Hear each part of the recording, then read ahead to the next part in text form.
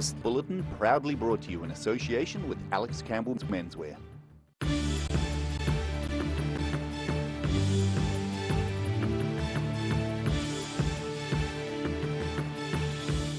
Tonight on The South Today, a clinical psychologist offers some advice to those adversely affected by this week's earthquakes. The sun returns to Otago but doesn't signify an end to the big wet. We have the latest from a weather expert. And religious leaders in the South speak out in an effort to distance themselves from recent Destiny Church comments.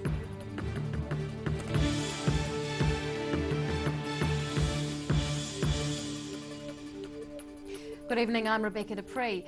This week's fatal North Canterbury earthquake has broken many areas of land and people's lives. In some cases, the trauma of the event will have a profound effect and need for professional intervention. But a Dunedin psychologist says sometimes people just need a friendly ear. The trauma of massive events like earthquakes affects us all differently. Some New Zealanders will be grossly affected by the earthquakes and will need professional assistance. However, Dunedin clinical psychologist Kumari Valentine believes that sending in a trauma team may actually make it worse for some people. The research shows that rather than rushing in and offering counselling necessarily, we're best to offer Tim Tam therapy. That is, a listening ear, practical support, reassurance and comfort to people. She says the so-called Tim Tam and cup of tea therapy can be a lot more beneficial in many cases, where people simply need someone to sit and listen with them. And in that spirit, Dr. Valentine believes that within these chats, it may become obvious that someone actually does need professional help. She says at that point, they should seek help. It's really important to connect with your community and look out for people. Many vulnerable people might not even know how affected they are. So if you see that somebody is perhaps more isolated, they're crying, they're upset, they're not acting like their usual self, if you feel okay, approach them and say, do you need some help? Offer a cup of tea, for example. Ask them how their day is. Some survivors of other tragedies may be triggered by this most recent event. And in this case, she says seeking professional help is a good idea. Gentle connection at times like this is really vital to help people who might be really struggling.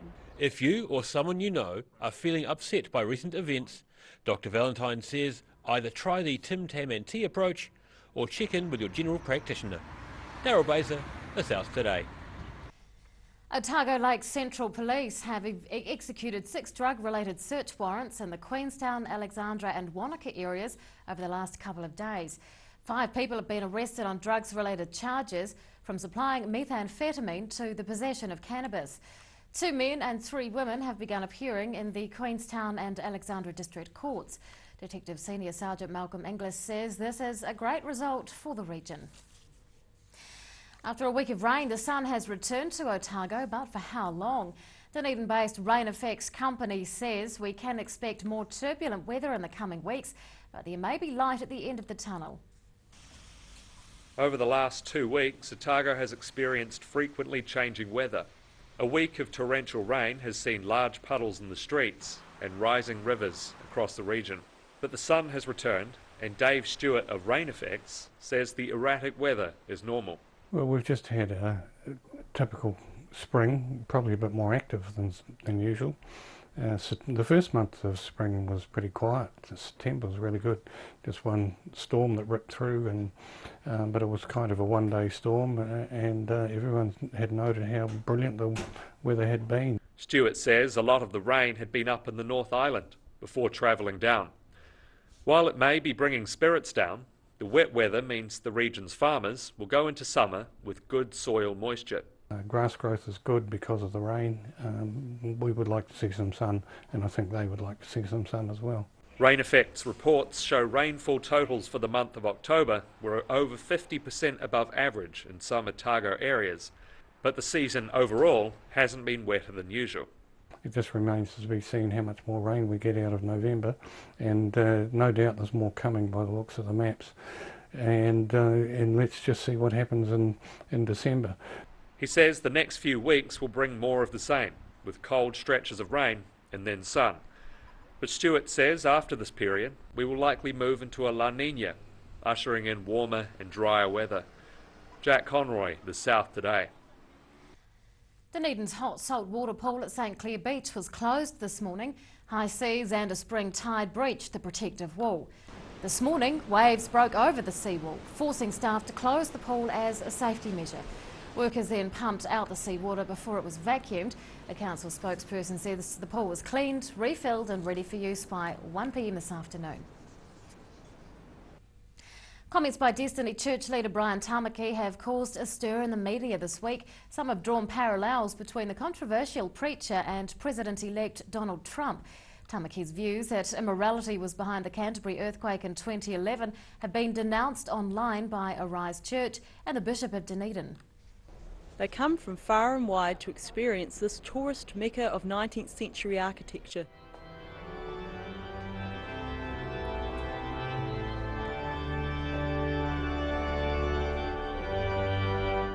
As the bells toll over St Paul's Cathedral in Dunedin, religious divisions that were once hidden are beginning to fracture American society at the dawn of Donald Trump's tenure. Fractures are also appearing in sectors of New Zealand society, with news this week that Brian Tamaki, leader of Destiny Church, has blamed earthquakes and floods on immorality. He does make a point in that the actions we take in our personal lives do have a bearing on social and political realities, and I think that's the intent of the chapter. But he's taken that to a whole new extreme. The bishop says Tamaki's views are misguided and unchristian. When I was first a Christian back in the early 1970s, there was a dear old man who mentored me. He wasn't an old man then, he was a middle-aged man. But in the 2011 earthquake, he was out in his garden picking strawberries for lunch and a cliff fell on him and killed him. And he was one of the most saintly men that you would ever encounter. And the suggestion that God was striking him down because of the iniquity of the city was just, that's what really started me off on this whole path. Parallels have been drawn between Tamaki's worldview and the outcome of the recent American elections, with some speculating that Destiny's popularity may signal a rise of the religious right in New Zealand. Wright says the comparison and fear is unfounded.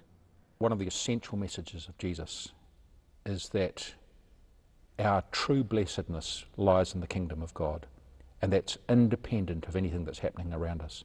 He has a theory as to why Destiny has such a following. That gives very simple answers to extraordinarily complex problems.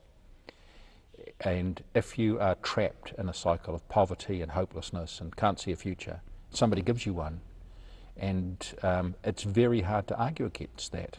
Tricia Boudier, an American tourist in New Zealand, called the evangelical Trump voters hypocritical. In California, we had 800 or 600 fires break out one night, and it was the same day that gay marriage was legalized in San Francisco, and the same kind of backlash happened for that. It's a hard time to be an evangelical Christian because I think evangelical leaders, particularly in the United States, have betrayed them by publicly siding with Donald Trump, and I think letting go of the integrity of their faith in return for political and economic benefit. This latest incident at Destiny Church may have shown that some sectors of New Zealand society are more divided on social, political and religious lines than we ever thought before.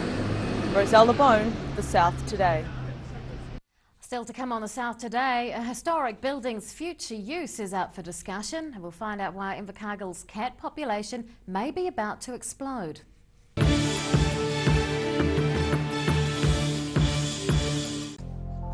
Emu oil has been used for centuries to support joint mobility and tired muscles. Also helpful for supporting healthy skin. Available as oil or in capsules. Go to www.silverhorn.co.nz to order emu oil today.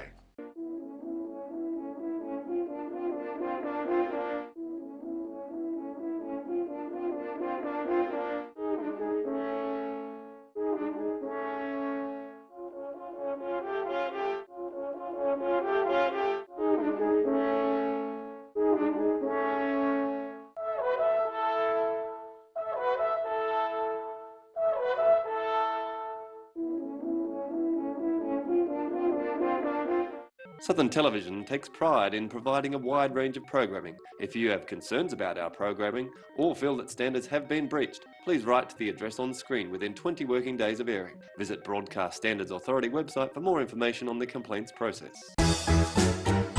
Every reason, every season, we're proud to dress the region. Alex Campbell Menswear, it fits.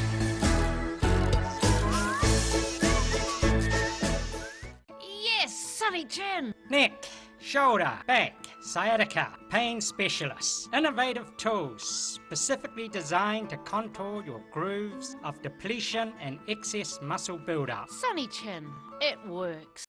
When it's time to say goodbye to your pet, Heaven Sent Pet Cremations are here to help you through this difficult experience. Call Heaven Sent Pet Cremations today for their care and guidance. Phone 489-2274. Grandad loved his family and surfing, in that order.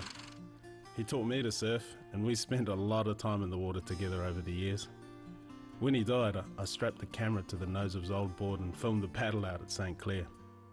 Gillian's played the video on the big screen at his funeral. Grandad would have loved having everyone come out one last surf with him. Gillian's Funeral Services, helping families celebrate the lives of their loved ones for generations. Gillians.co.nz. We need your help to rebuild our animal centre urgently. Please give a little today. Come one, come all to the Oamaru Victorian Heritage Celebrations, a year to reflect on the intriguing world of medicine in the Victorian era. 16th to the 20th of November, www.vhc.co.nz for more information.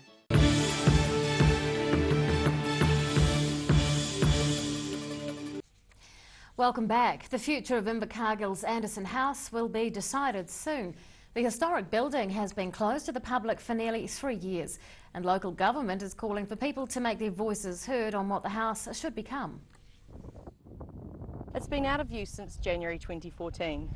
Now the historic Georgian house in North Invercargill is close to being restored and reinstated as a community space. Hi, I'm Ruby Spink at Anderson House, which is up for redevelopment with 3 options on the table. Venture Southland's working to gain more feedback from the public on what they would prefer. So there's been initial forms of consultation with stakeholders and with key stakeholders and with the community. Got some great feedback from that. There's over 250 responses, some very diverse responses.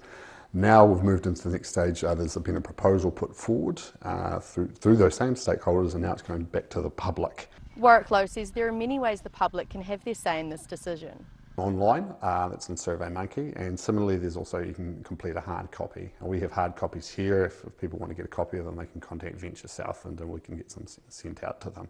They've got to the 29th of November, so not a huge amount of time, but it's a very simple survey, sort of a tick box kind of thing. He says once these surveys have been compiled, there will be a meeting with the key stakeholder groups, and then the final decision will go to the Invercargill City Council.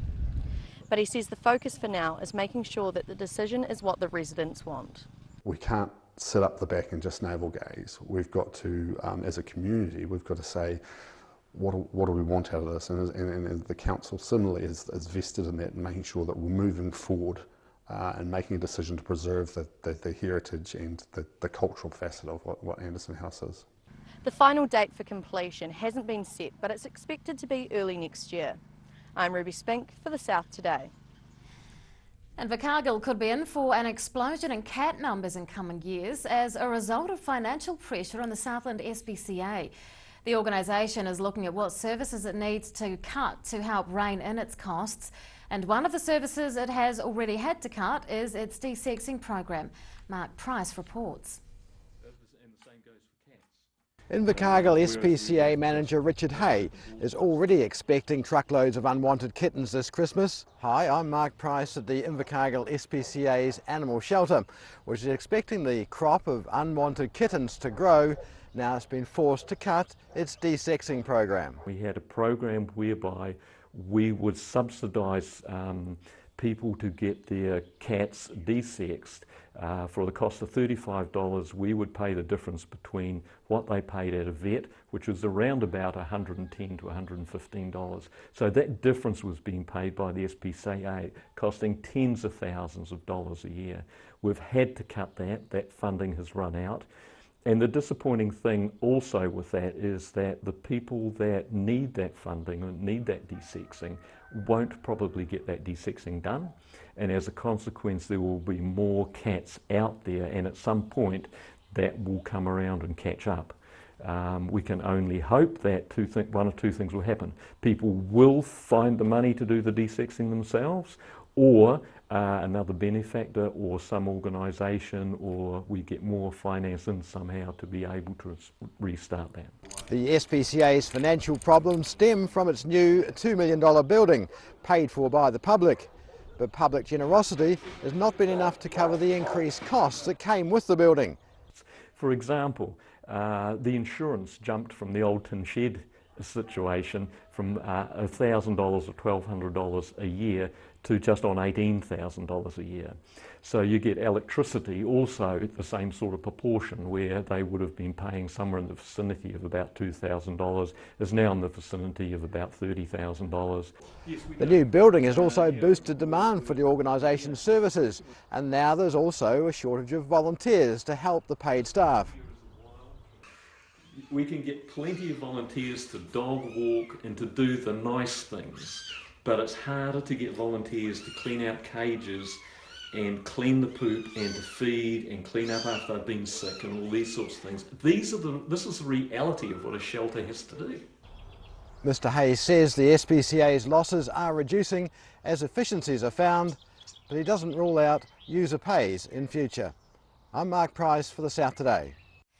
After the break on the South Today, we'll find out which coalition is offering car cleaning services for the first time ever. And we'll take a look at weather for the weekend.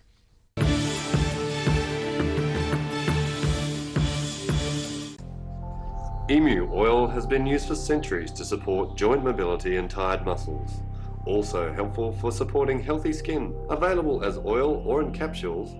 Go to www.silverhorn.co.nz to order emu oil today. Don't suffer in silence. Call Sunny Chin, Chi Master Body Technician, for structural, muscular, emotional bodywork. Phone 03 4250 606 for all your pain relief. Every reason, every season, we're proud to dress the region. Alex Campbell Menswear, it fits.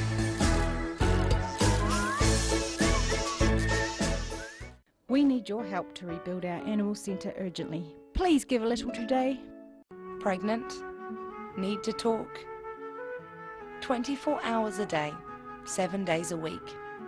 Pregnancy counselling services are here to help. It's free, it's confidential. Call us now on 0800 773 462.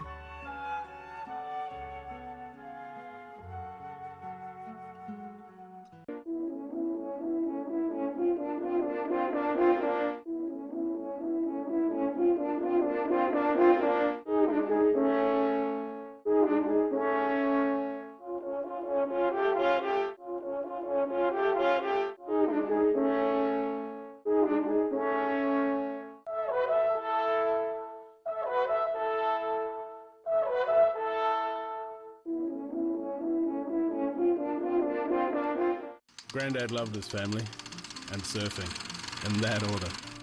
He taught me to surf, and we spent a lot of time in the water together over the years.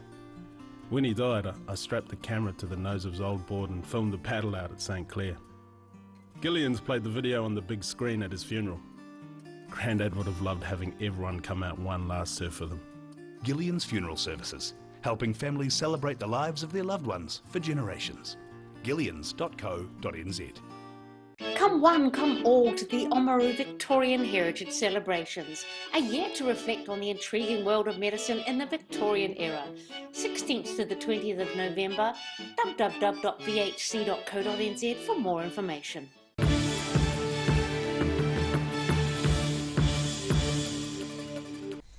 Welcome back. With the eventual onset of summer, many people in the south may put time into washing the winter grime from their cars.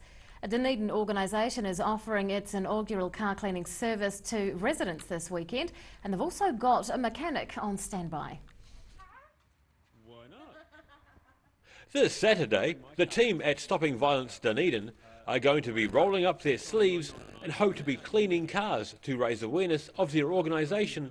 So the point of this is just to create awareness of, one, where we are, Stopping Violence Dunedin. It's not a well-known address except for those that are coming in to do their group work or for counselling. And two, just to have a bit of fun, although the rain is really putting a dampener on that, and we are struggling with if we're going to have it in the rain that's been happening. Dunedin Coalition Against Family Violence Acting Coordinator Tan Felton says there will also be a host of other attractions alongside the car wash, including an on-site mechanic.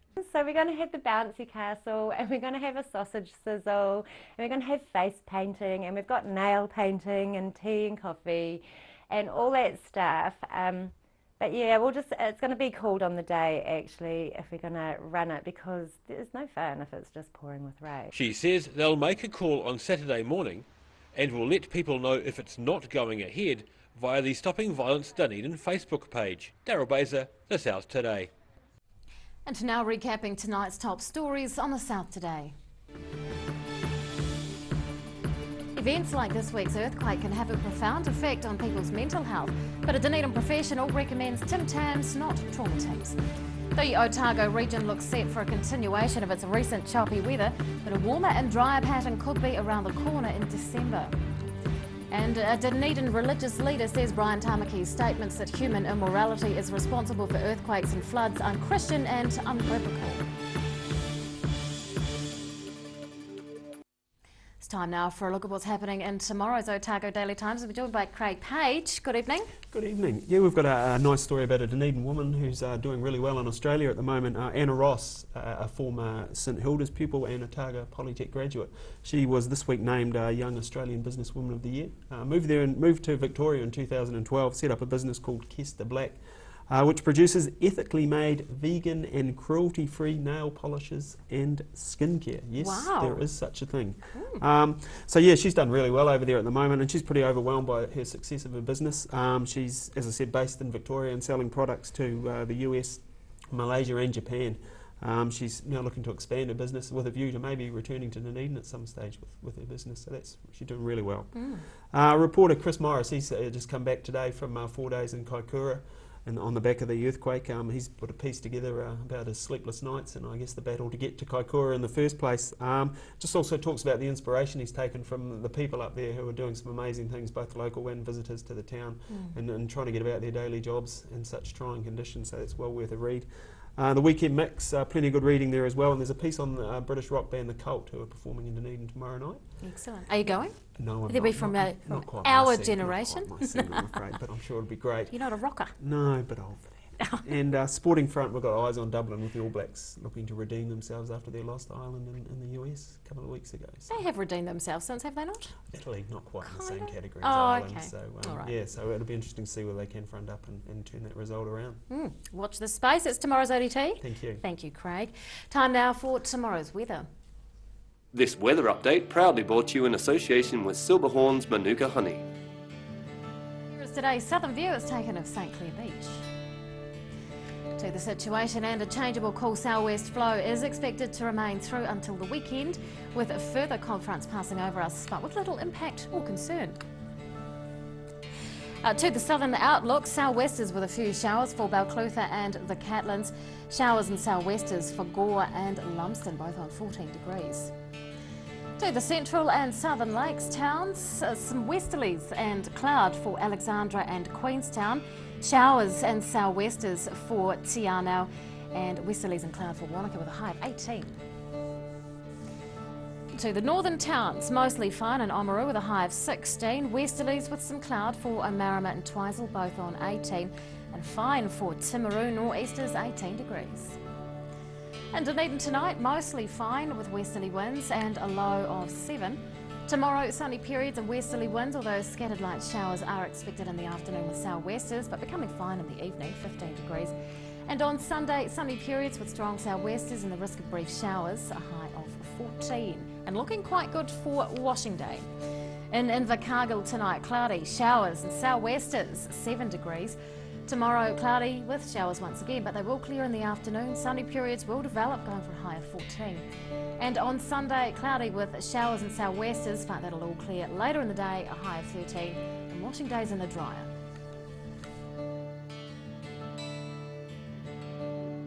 And that is news from around the south for this week. We're going to leave you now some shots from the week that was. We'll see you again on Monday. Good night.